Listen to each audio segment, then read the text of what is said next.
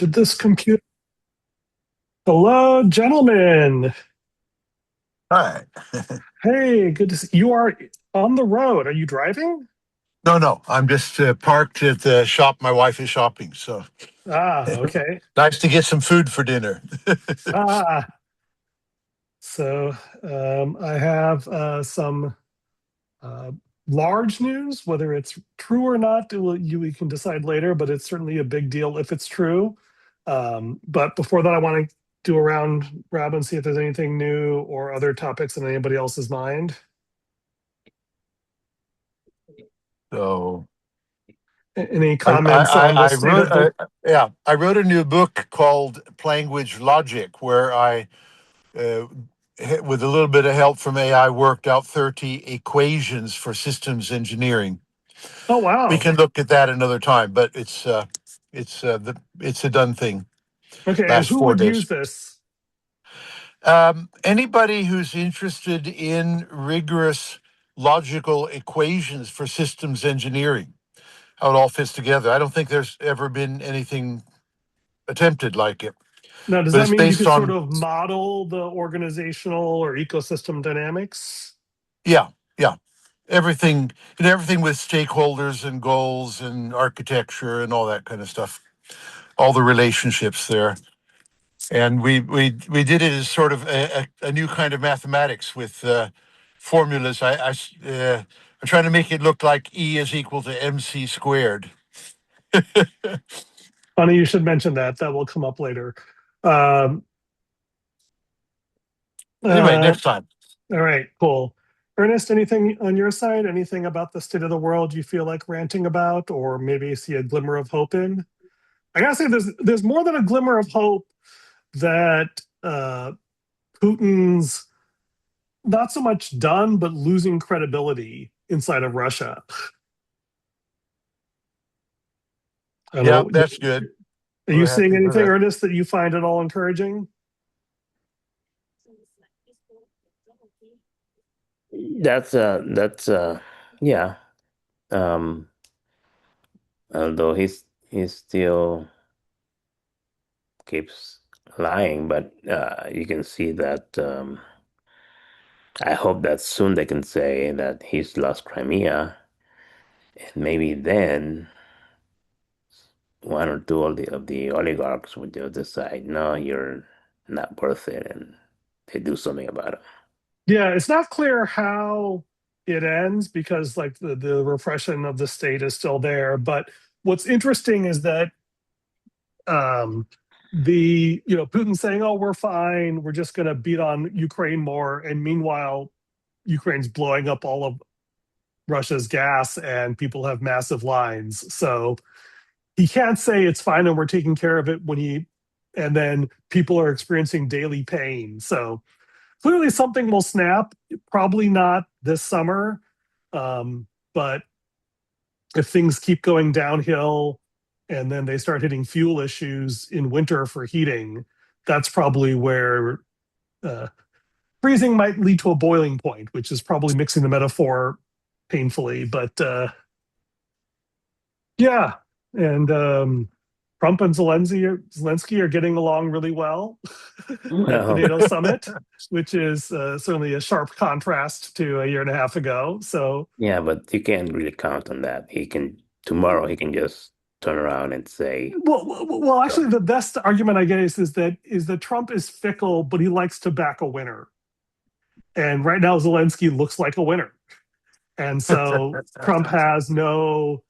Uh, Assuming he's just a self-interested narcissist, he will just do whatever makes him look good and feel good.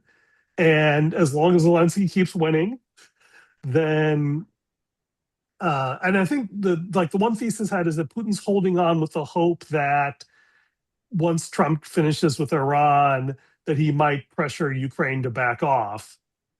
But A, it doesn't seem like Trump is ever going to be finished with Iran, and B, until then, Trump seems perfectly happy to cozy up to Zelensky and even give him a license to uh, manufacture Patriots. So I don't think anyone in Russia is holding out hope that Trump will save them anymore. Whereas a year ago, that seemed like a viable option. Yeah, Is that, and it's not because Trump has changed his mind and become a nice guy. It's because Zelensky is winning. that is correct. Zelensky is. Yeah, and so the world will look probably not much different in 3 months, just more painful. But a year from now, the world should look very different. But what it, exactly how is anybody's guess. I just hope that we don't see the fuel lines in the U.S. that we are seeing in Russia.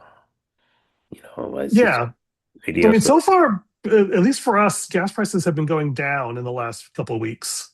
Well, but the reserves are The reserves are gone. non-existent. Yeah. So I mean, there's two possible outcomes. One is everything stabilizes. The other is that gas prices are horrible and the Republicans get absolutely crushed in the midterm elections. They must be crushed. Yeah. So, are you willing to absorb a little gas price heat to make that happen? Is that a question? Yeah. Like, would you consider that an acceptable trade-off if gas prices went through the roof and the Republicans got crushed? Uh, yes, I think that would be, um, especially since Republicans are really, really looking really hypocritical. We have Ken Paxton talking about voter fraud, and he has done voter fraud for years. We're talking about they talking about Grant Grant Plattner with his rape stuff, but yet we have an Republican who drugged or who got his daughter drunk and raped her, and the people still elected him. Thankfully he's going to prison now, but people who knew that still voted for him. I can't I and then they also are the ones jumping on the Grand Platinum thing. I just I Uh, that has my mind blown, and I just really hope that come November we can do a complete wipeout of those people. we will see. I'm not quite. I mean, I could certainly imagine the Republicans getting pummeled at the polls. Um, Unfortunately, in a world of acrimony, people double down on defending their side and pointing out the hypocrisy while pointing out the hypocrisy of the other side. And that, unfortunately, dynamic is unlikely to change anytime soon. But we'll take what we can get. What was the joke was that Trump deserves a Nobel Peace Prize for starting a war that has definitively crushed undemocratic, authoritarian, theocratic government that's alienated its own people, even if he hasn't changed anything in Iran.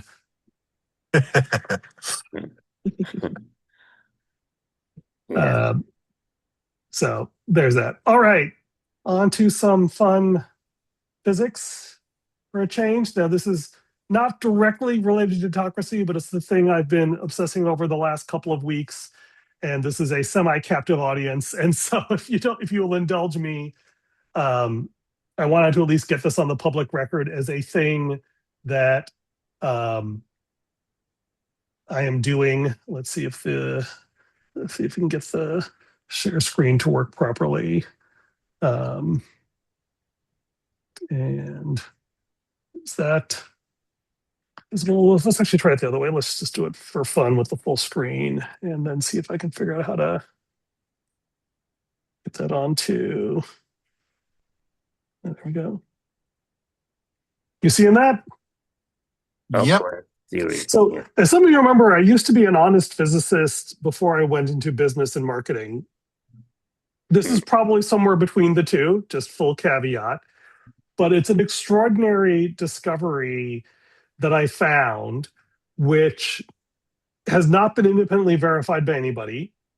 But it is based on numerical calculations, which, to be fair, were vibe coded, but it gave me a result I did not want and did not expect and did not understand, which is good. Because before it was giving me the results I said I wanted, and I had to keep yelling at it and beating on it and cross-checking between different AI to get it to say, no, just tell me the truth. It's like, well, this is the truth. It's like, oh, That's weird.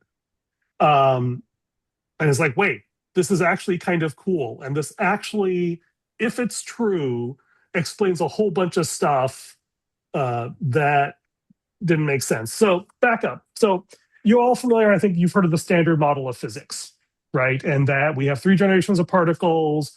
We have the strong force, which is quarks and protons. We have the weak force, which is electrons and neutrinos.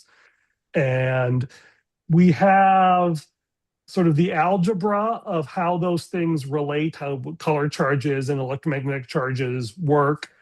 But we don't have an actual theory that explains why those exist, why they have the masses they do, and all sorts of things like that. And people have been searching for a grand unified theory for years, really since before I started graduate school in the 1990s, and have basically made zero success in anything coherent. I mean, we have number games where we say, oh yeah, we can get these numbers out, but we don't really understand anything much more than we did. We spent a small number of things a little bit more than we did when I was in graduate school 30 years ago, but not much. That's one big mystery. The second mystery is, where does space-time come from? Because 4 dimensions of space-time is weird to calculate with. And there's all sorts of paradoxes at black holes in the early universe. And so the best theories are like, it's got to come from something else, but we don't know what. And we can come up with additional dimensions and stuff, but getting them to collapse down to the ones we know is crazy. And then the third big one, which is related to that, is, what is quantum gravity? Quantum mechanics works, general relativity works, they do not work well together. This is no Reese's peanut butter moment for gravity and quantum mechanics. And then there's a bunch of and then there's another problem, which is the quantum measurement problem. You may have heard of, right? Is that like, okay, what exactly is quantum collapse? Does it destroy data or not? And there's huge philosophical debates in many worlds and all sorts. So there's all these debates and theories going on in physics. I wasn't actually trying to solve any of that directly. I started out asking, how do we solve? A friend of mine suggested that Markov blankets, you remember active inference and Carl Friston, we talked about them a long, long time ago when we were discussing how AI models think and work. And a friend of mine suggested, I wonder if something like that, where you're squeezing data through a boundary, could explain quantum mechanics. So I started this huge deep dive, had a long conversations with AI, published a bunch of stuff on my blog. And then I ran into this question of, okay, I can imagine a theory of physics that works. What's the best research out there? And I found a bunch of stuff around quaternions and octonions. And I said, great, could we read dynamics off of octonions? And we ran a bunch of simulations, tried a bunch of stuff, and we hit this massive brick wall, almost literally, because octonions, which we'll get into, are a data structure that is like the most rigid structure in the universe. There are no dynamics on there. And I got Claude. Surprisingly, Claude can write and run and analyze code just by talking to it. Not even Claude Cowork, just Claude the chatbot. And I tried some other chatbots, but Claude was just like really good at this. And it said, okay, just the octonions, would you like to do the sedenions? I said, no, octonions are what everyone thinks the solution is. And failed utterly. And finally I gave up and said, okay, let's just write up our results. We know what you did. And if you want to, you can run the sedenions. And it said, okay, we're in the sedenions. Oh, there are dynamics in the sedenions. It actually moves in a way the octonions don't. But it's really strange. It's like, oh, tell me more. And that's what led to this presentation. So this is the pitch, is that everything we consider physics, everything we consider the universe, comes out of a 16-dimensional algebraic engine. And it's kind of crazy, and it's not proven, but it is astonishingly coherent as a thesis of what physics is. And so, and in particular, it answers one of the biggest mysteries of all, is why is relatively simple physics remarkably good at explaining the universe? It's just one of these weird correspondences. We just look at a bunch of physics and say, well, this math works really well. Oh, that math works really well. This math looks a lot like that math. We have no idea why.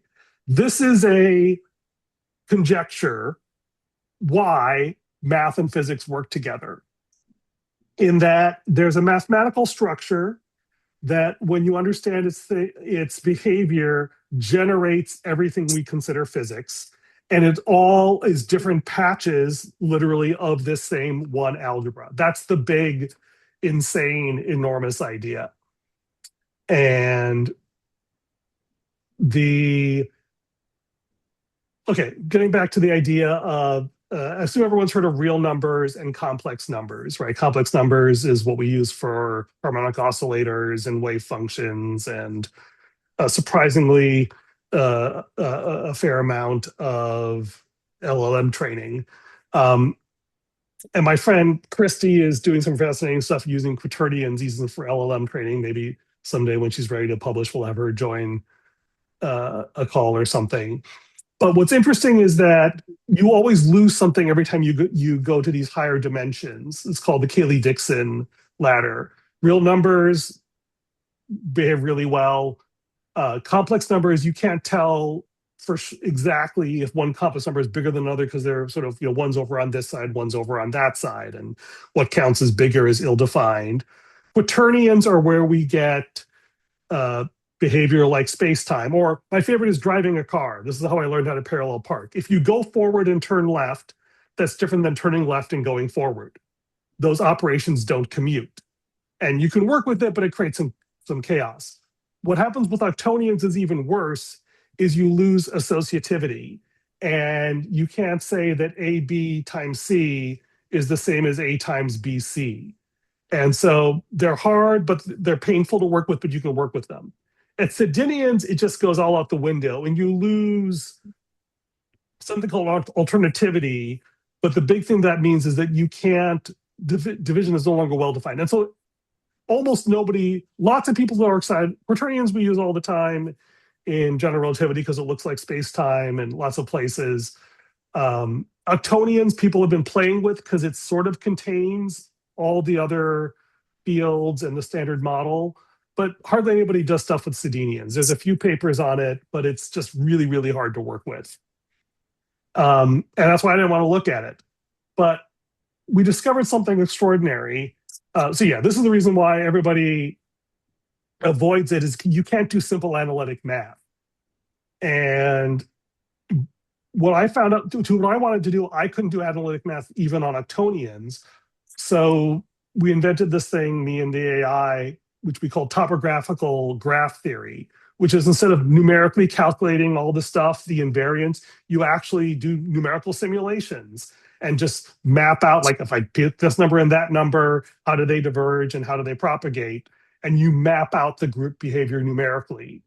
And when you do that, you discover there's this weird dynamic. Okay, this is more about the weirdness of sedenions. Is like right now in normal numbers, A times B is 0 only if A is 0 or B is 0, right? As long as you avoid zeros, you can keep multiplying numbers and you always get some value out. You don't annihilate stuff by multiplying by 0. The weird thing about sedenions is you can have two numbers, neither of which is 0, that when you multiply them give you 0. And that means you're just multiplying, or you're like propagating particles in a field. You keep multiplying it by a phase and it keeps propagating and it keeps going. But in the sedenion space, you have a wave, it goes and it just hits this wall where it multiplies to 0 and you just lose everything. And this is just considered insane. But then the theory is everything that we consider insane about this is actually where the physics comes from. That's the surprisingly robust and coherent thesis, which I have somewhat suspicious numerical calculations that predict it. But no one was looking for this, which is why I tend to believe it. And this is what they call the sedenion crack. And this is a space where the math is really weird, but the idea is that it looks like an octonion sitting on top of a rotation.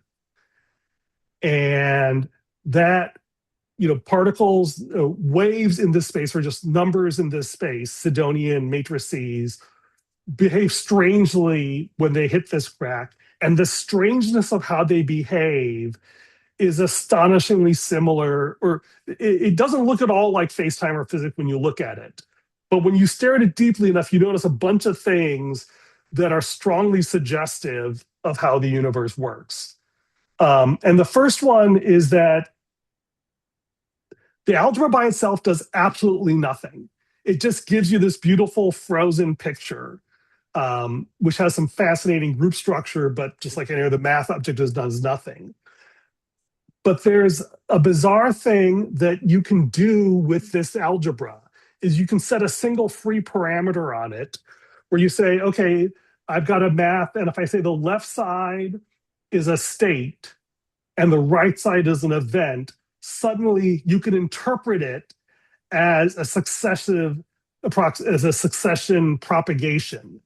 And it doesn't even matter which, you can say the right is the state and the left is the event that you apply to it. But either way you do it, you can then start generating dynamics, and it generates astonishingly rich and intricate dynamics.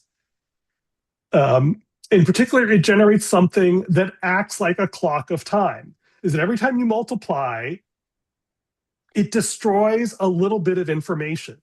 And this is astonishing, is that usually you have things like a wave function, which is unitary. It propagates throughout, and then you have this bizarre thing of like, how do you lose information at quantum collects? Is that even a real thing? Well, this is an answer, is that there is something that looks like a wave function, but when it hits this sedenion crack, and it does, every time you crank along the thing, something hits this crack, it destroys a little bit of information.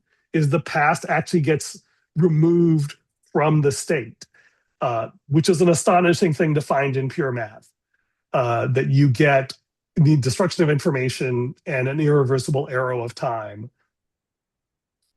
The crazier idea is that this actually can be extended to explain fields that used to be considered completely separate, like the way we teach thermodynamics, the way we teach relativity, the way we teach particle physics, the way we derive quantum mechanics, and the way that we define space-time have all been basically separate things that we just say, it's just the way it is. Space-time is just four-dimensional, wave functions are just described by amplitudes, the standard model just says these generations, mass is just a property of inertia, and entropy is a property of temperature, and those are like separate different fields. And this claims, has not proven, but it claims to have a plausible way to actually derive what each of these things mean in, and the best statement I got of it is, this really seems to describe a universe. We don't know if it describes our universe, but it describes the universe that has all of these properties of space,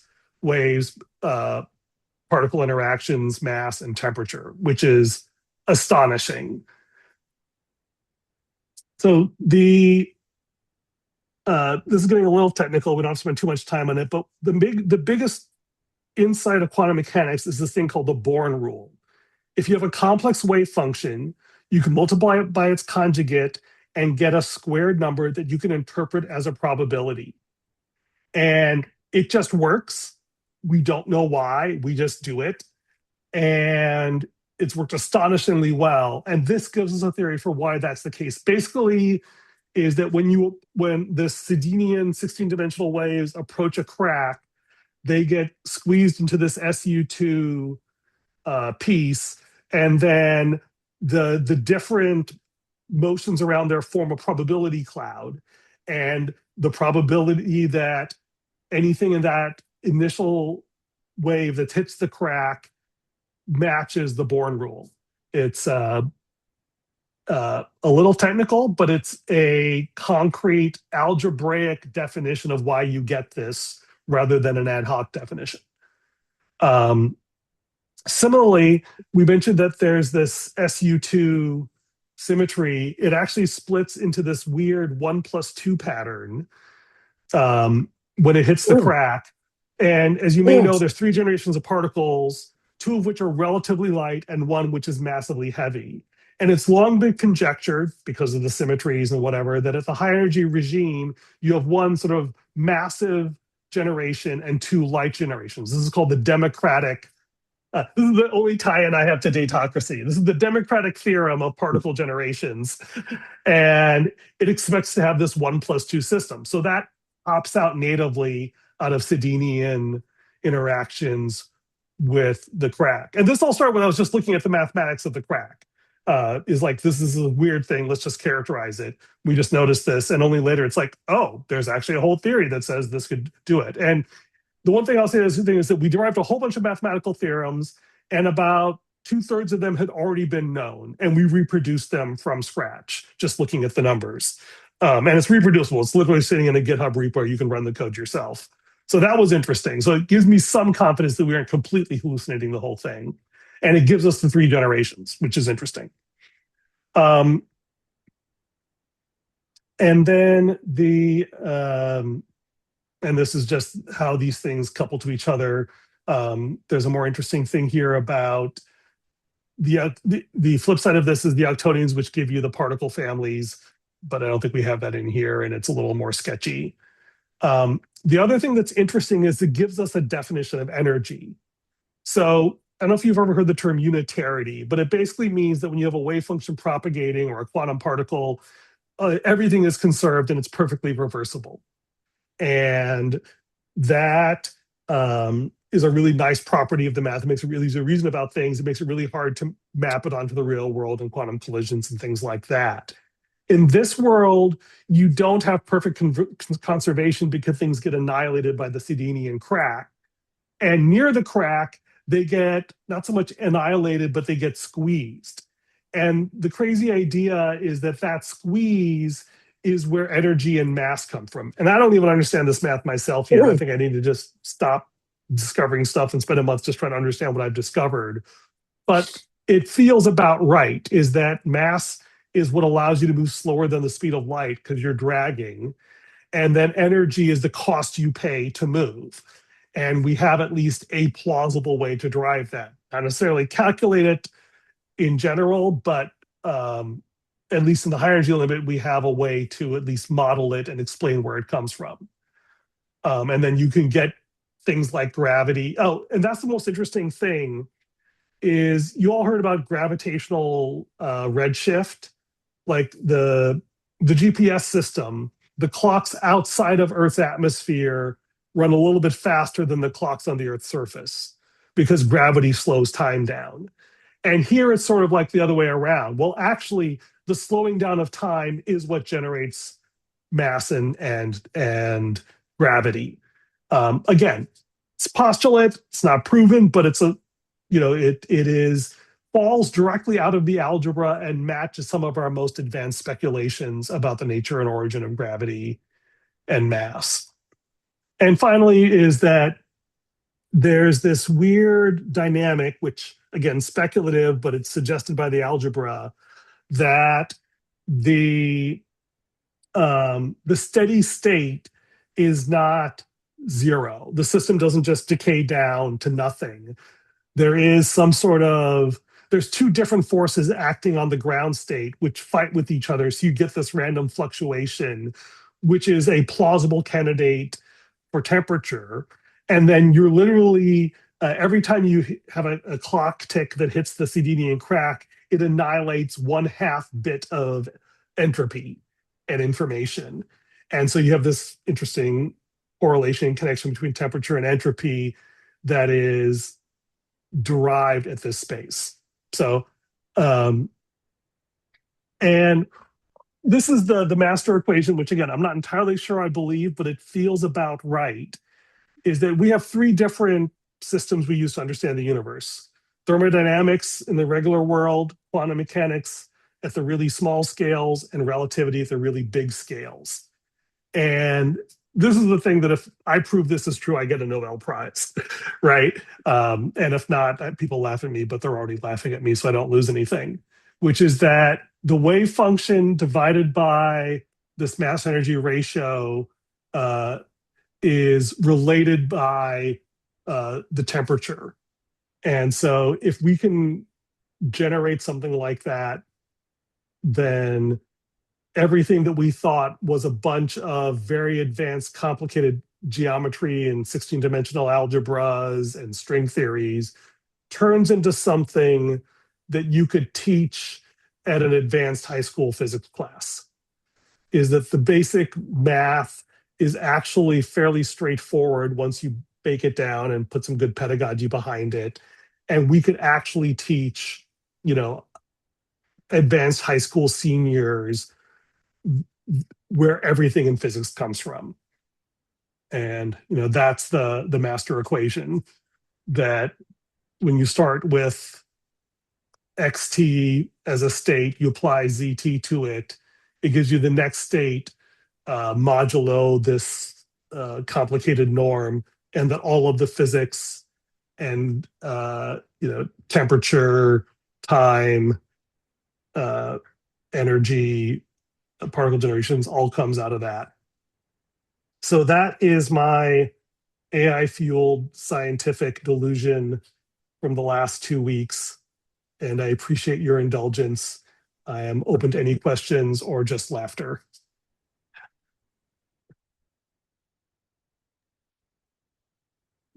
Infantino will give you a Nobel Prize. Who's Infantino? The World Cup football president. FIFA. FIFA. No, but he will.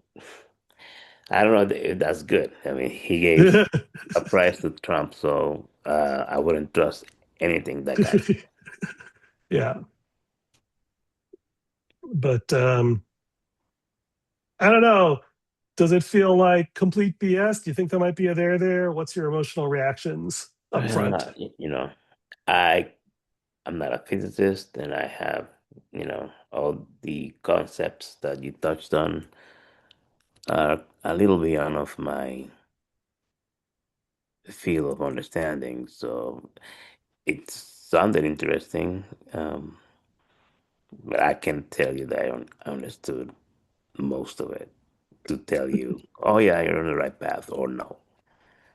Uh, Honest so answer. Thank you for your indulgence.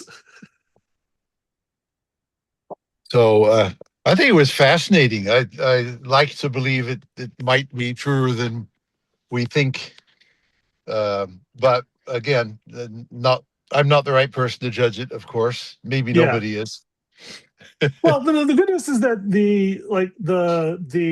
so just the next step is that, well, the first step is I need to go back and look through all the code and actually relearn all this math, which I knew bits and pieces of. Some of it didn't exist even back then, and actually understand what is the thing I've built, and see if there's any. I don't think there's any gaping holes. There's probably a few loose floorboards and some cracks in the theory as well as in the sedenions that I should clean up. But the the fascinating thing about this, which might even survive even if the theory does, is this new tool, topographical graph theory, where you can analyze things that are difficult to calculate. So the thing about physicists is they have this nasty habit of looking where the spot, especially theoretical physicists in fundamental physics.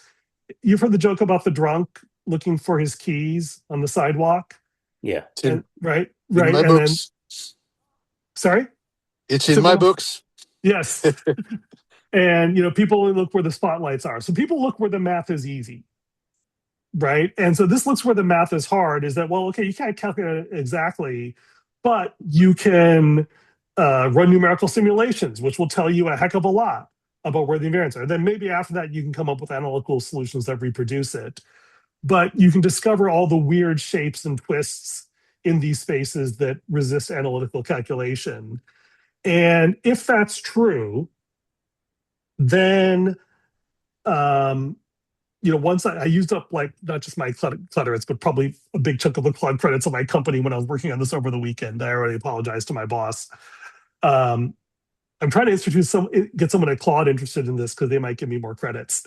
Just even if it's not real, it's like a cool use of this random physicist on a phone was able to do theoretical physics and solved a few interesting theorems in abstract math theory. Like that's a story that I might be willing to tell and spiff me some credits for. But the thing that would blow people's minds, and it feels doable, is if I could say, okay, now I have a mathematical model of not just actual physics, but more interestingly, the What? primitives of which physics comes from. Can I just run the numbers and say, this is the expected mass of a quark, this is the expected mixing angle of the standard model? And I don't know if that's technically possible, but it's at least a posable problem. More. I assume you're talking. Are you trying to say something, Tom? Actually, it's my interaction with my wife. Sorry. Yeah, that's fine. But it's kind of like what you're doing with your like. This is the interesting thing about having equations, is can you actually make predictions and calculate them and then compare them to experiment? So I did some experiments with earlier versions of this, and it worked like for the simple cases and absolutely blew up and went batshit insane on the hard cases and totally did not agree with measurement. So it's like, okay, I know that this can make predictions that are false when it's using the wrong inputs. When I give it different inputs, can it calculate real numbers? And so I don't know how hard it is, but it is the sort of thing that, let's say it takes me a month to harden the existing physics and the existing code and the software. So like, okay, I actually understand what this does now. I can prove it's working correctly. And then I can say, okay, let's try and calculate a real number. And can we derive the scale at which space-time breaks down? Can we derive any physical number, like the gravitational constant or the fine structure constant? And if I can derive just one number from a fundamental physics theory in a reproducible, testable piece of code, then I can take that to a physicist and say, hey, I think I derived this number. Did I just make this up or is real? And they can inspect the source code, run the test themselves and say, maybe. And that would be enough to get the real establishment engaged. So it'll take, but like it feels like that's a doable project, given that I did all of this in just like 2 days in my spare time talking to my phone. If I actually put it into like my desktop and actually start treating it like a real software engineering project, it won't be as fast, but it'd be a lot more reliable. So let's step back. Okay, that's all the math and the physics, and who cares about that? Here's what's really interesting about datocracy and the world we're living in and how we make AI sane. And you've heard the saying, write drunk, edit sober. Drive. It's Ernest Hemingway was reputed to have said this. I don't know who really said, is that write drunk, edit sober. Oh. So when you're writing, especially fiction or essays, like it's good to be drunk because then you will say what you really think. And you will take risks that your rational brain would say, well, don't go there, don't try and do that. And so you want to expose, you want to like really dig deep and express yourself, but then go back and edit when you're sober. Figure out what can be done realistically that will actually work and sell and is coherent and make sense to others. And the best way to treat AI is as a brilliant drunk. It will spew out all sorts of stuff faster than you can think of, including things you would not dare to ask. But then it's got to write them down into a form, math, computation, data invariance, whatever, that a human being can check. And if it came up with a brilliant idea that you can check as a human, then you trust it. And you should trust it only as far as you can check it. And that's, I think, the discipline that's interesting. The second bit is what this unlocks. Now, Tom is a publishing house of one, right? He is just frickingly productive and a genius. So he can just sit around spinning up theories and changing stuff by himself. Most people can't. AI is now good enough that I can. If I can actually get a published result of this, do something that previously would have taken, like a decade ago, it would have taken a research lab. One senior physicist and a team of graduate students and a supercomputer to do this sort of work. And they would not waste their time on something this crazy. And because the economics have changed, one motivated person can do stuff that used to take a research lab, and they can do it without the reputational drag of having to worry about how it looks in front of their peers or getting it published. And what's fascinating is that people are starting to do this with public policy. is that people are saying here is a well thought out, rigorously defined policy proposal for how to solve AI or wetlands in our region. And it used to be that only the experts, only the governments or the corporations had the money and the incentive and the time to come up with a really big, slick, coherent plan for what to do. And so the politicians and the public would just default to whoever had so this is the tragedy. Some people just go where the money is and they're just corrupt. But some people just go whatever feels safest, right? If these experts say that, oh, we can't raise the minimum wage because it'll, you know, drive businesses bankrupt, it's like, well, I gotta believe them because they've got a nice, clean, slick presentation that proves it. Now anybody can generate these things, and what's better is they can fight with each other. Like my best results came when I had three different AIs, Gemini, Claude, and ChatGPT, all critiquing each other. Wasn't perfect, but it got somewhere a lot faster further. And to your point, Ernest, it's not that we trust the AI. If we can teach the AI to not trust each other, and we create a culture where mediocre ideas have to show their work and fight it out with each other, then you get sort of the battle bots phenomena where it's interesting to watch so people pay attention, and you have an incentive to build something that actually survives. And this is kind of the interesting punchline. We'll let you get back to your family, Tom, is that getting people to care about data is really hard. Getting people to watch a fight, even about something ridiculous, is remarkably easy. And if you could turn data policy into a public combat sport, then you could actually get people to care about the stuff that changes their lives in a way that's really hard to do now. And you can give a really clever, passionate citizen a forum where they can compete against the corporations. Like imagine instead of having debates, we had passionate citizens come up with their best theories and models for how to solve homelessness or save the economy or just like avoid doing really stupid things with campaign finance reform. And they actually have all their models and all their assumptions, and then they fight it out.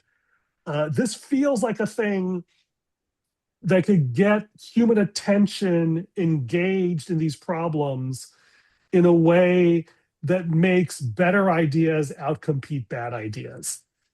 So I will spend the rest of this year trying to prove that in the very narrow, rarefied field of higher energy physics. And if I succeed, then we have a data point and maybe a little bit of notoriety we can use to scale it out to larger datocratic issues. And I think that's maybe the biggest idea out of all of this is the number that comes out the other end is not terribly interesting or credible. But if you have a rigorous, inspectable process that people can look at and beat on and have multiple minds test and use, then you can build a community starting from zero credibility rather than saying, just trust me because I'm smart or I'm wise or I'm good. Thus endeth the sermon. Thank you, Tom. Um, yeah, that's interest from the, I would say, idealistic point of view. When you expand this to the what is practical, especially in this moment, that some people have to live with data centers in their neighborhoods and dirty water and terrible air pollution, but other people don't. This is not going to move. You, everybody has to bear the cost of the AI processing.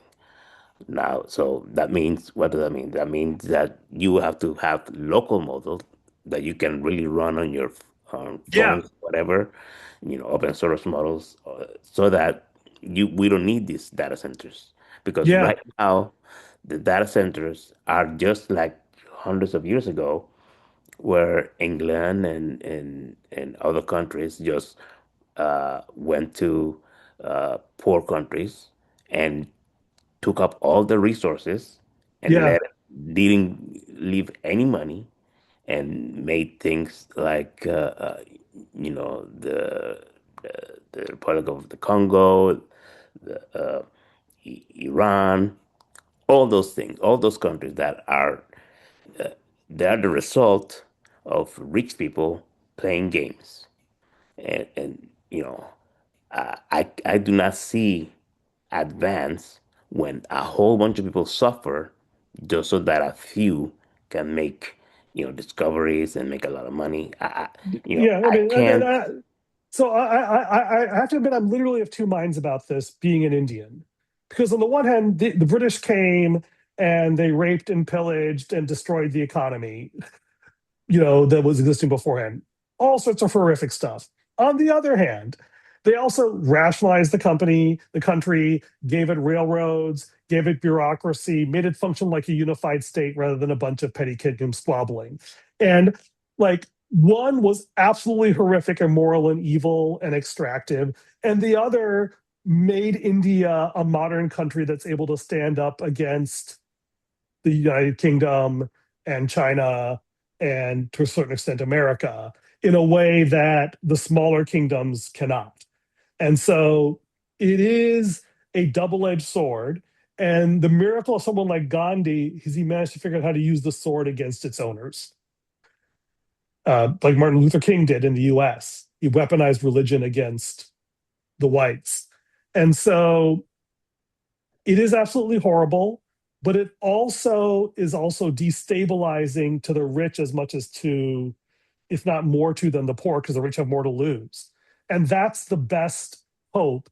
And the interesting thing for me is not even the numerical stuff. It's that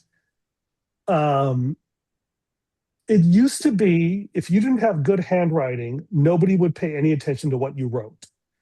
And so Chinese literally made a religion out of, uh, calligraphy and handwriting. And even, when I was growing up, it was still like having really, really good handwriting was a sign of social status. And we would spend endless hours. And then now everything's typed. And so not having good handwriting is no longer a class thing that keeps you out. And now not even having good English. Our engineers now write, we're not English speakers, now have Claude write all of their Slack messages. They do read them, they're disciplined enough to manage it. And it's much easier to tell what they're talking about now, is that the language barrier is no longer a friction.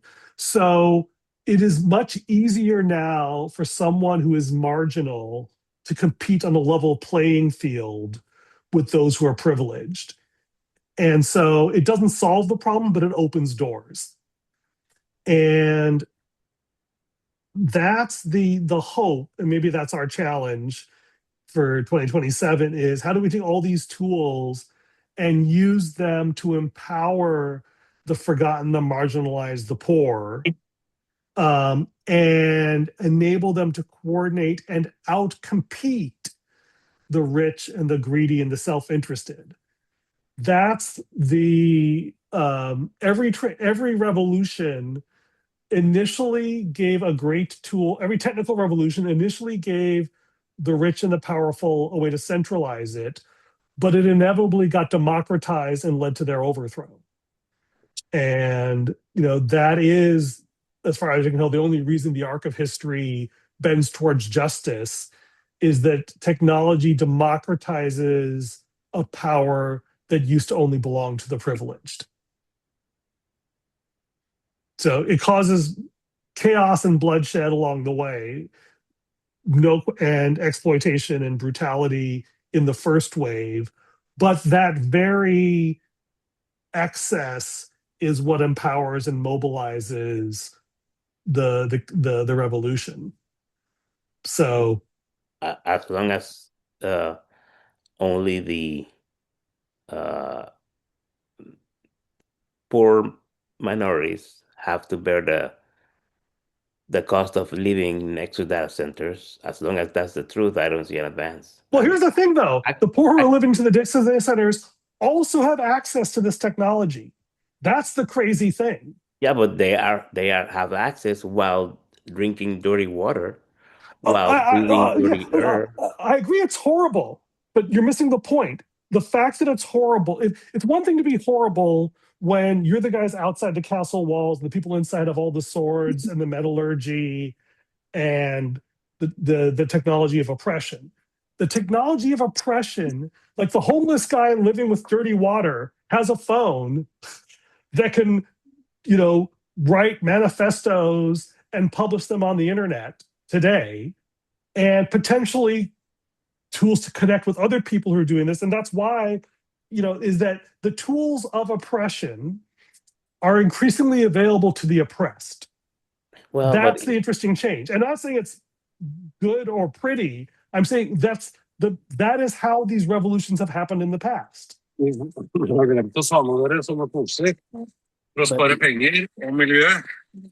if you are hungry or cannot sleep because of the noise or cannot think, how can you write a manifesto like that? So That's my point. so Right? I think the point is, so what we have seen happen in practice is that this is not like one person who's sucked under a steel mill. Whole communities are impacted by these power plants, and so the whole communities mobilize. Is they have town meetings and they show up, and the city council and the politicians have to come. And it doesn't work everywhere, but it is a regional thing that is very easily visible, and people can see it. And the fact that people are pushing back and people are swirling around is forcing readjustments. And either, one of the biggest, there's three options. One is that we just give up and everything goes to space and no one cares, but it becomes way more expensive. Two, the companies have to slow down or shrink or find more efficient ways to solve the problem, or they're going to keep building until they tick off a lot of people who organize to do something about it, which has started to happen.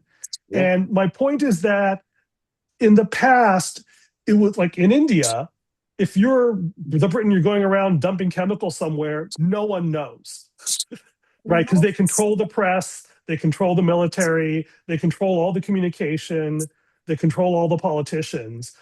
You literally don't know. Now, today, with the internet, someone's going to take a picture and upload it somewhere, and people are going to find out. And that has changed the dynamics. There's reasons to be angry, there's reasons to be upset, but there's no reason for despair. There's reasons for hope.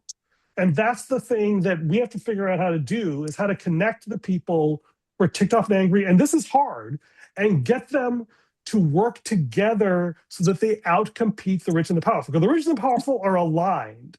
They just want more money, more energy, more power, and they don't care about the consequences to first order. That's their advantage, is that they're all agreed. And everyone who hates them for a different reason and doesn't agree with each other. Is we are chaotic and defocused and squabble amongst ourselves. And if we can actually agree enough and align enough and solve the data, not solving datocracy of getting the rich people to agree, solve the datocracy of getting all the people who are marginalized and angry to agree about what needs to be done, then we can outcompete them. That's the whole game. Yeah. And getting angry people to agree on what needs to be done that will actually work. Like, the good news is there are more angry people than ever before. And that's a resource that is untapped. And that is the challenge of how do we take the useful anger and turn it into concrete winning policies that can be, into concrete requirements that we can feed into Tom's equations and spit out credible policies. People look like, oh yeah, we should absolutely all agree that we should do that. And if that's burning down the bastards, at least we agree it's the rational choice, even if we have some moral qualms about it. Yeah, and we have to start with making sure that the people who are supposed to represent the people are representing the people. No, I think we end with that. No, we have to start with that. Otherwise, we would just get the same old, people want something, but the actual deciders want something else. But here's the thing, we have really stupid measures of what people want. We should just make this the topic for next time. This is my frustration with polling and direct democracy and even naive survey-based datocracy is that we talked about deliberative democracy before. Maybe we'll have that. And I actually think convincing the politicians is the last step rather than the first step. And I think there's a way to get there. And maybe that's what we will discuss next month since we're at time. And hopefully we'll have a good, juicy disagreement. Okay. And all right, gentlemen, thank you for your indulgence. Thank your wife for putting up with our rambling in the background. Okay. Yeah. All right. Take care. By the way, one little detail. Can you can see this book? Ooh, The Giant Leap. Caleb Scharf. The fun is that he and I were brought up by the same father. Whoa. And my name was for a while Tom Scharf. But he is a fairly famous astrophysicist. You can look him up. And he's written this book, which is very interesting on, it really is a review of the first half of it, which I've read now, is a review on space technology and all that stuff you sort of heard of, but you never really put it all together. So he understands the SpaceX IPO. Yeah. Anyway, he's arriving here at our cabin on Tuesday with his family. So so that's why you're shopping for food and all that. Well, that's the Monday shopping is for the guests. Okay. This is just the weekend shopping. So yeah. Will he be there all month? Are you going to join us for the next Datocracy? Oh, of course I'll be there. No, will he be there? Oh, will he be there? No, he'll be back in New York or Silicon Valley. He lives in Silicon Valley and New York. But you can look him up. But anyway, just a thought. It's a really interesting survey of space and, the amazing thing of computing everything about planets that are and universes that are so far away. You can hardly believe it. And even doing that in the 1800s. So yeah. Cool. I put that into Notebook LM. Yeah. See what it Why spits up. space is the next frontier in the evolution of life. He departs from Darwin and the Beagle trip and parallels it. Yeah. I mean, departs meaning that he riffs on that. Yeah. Every chapter he quotes Darwin, beginning of the chapter on something. Nice. That kind of thing. All right. If I get a juicy infographic, I'll send it to you and you can decide whether to show it to him. Okay. Yeah. Thank you, gentlemen. I hope I get a copy of what you showed if you want. Yeah, I think I sent a link already, but if not, I'll post it into the. Okay. No, I haven't posted a link yet. I will drop that on there and we will see into the chat. And I think I had one thought. Whatever you do, copyright and patent it in case it's actually right. No, this is physics. Come on. I have a GitHub commit, and I have this video timestamped on YouTube.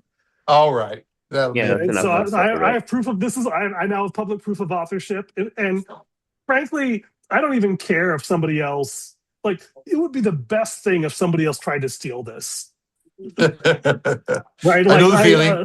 Yeah. Right. Is that like either they'll succeed, and some people will know that I got it, and that's fine. I have so many other things. I'd rather hang out with you guys than be a physicist again. So, and I get to talk about stuff because I'm living in obscurity and I'm not working at Apple anymore. And if I ever become famous again, I'll have to go back to being well-behaved. Okay. All right, gentlemen. Have a good one. Bye. Thank you. See you. Bye.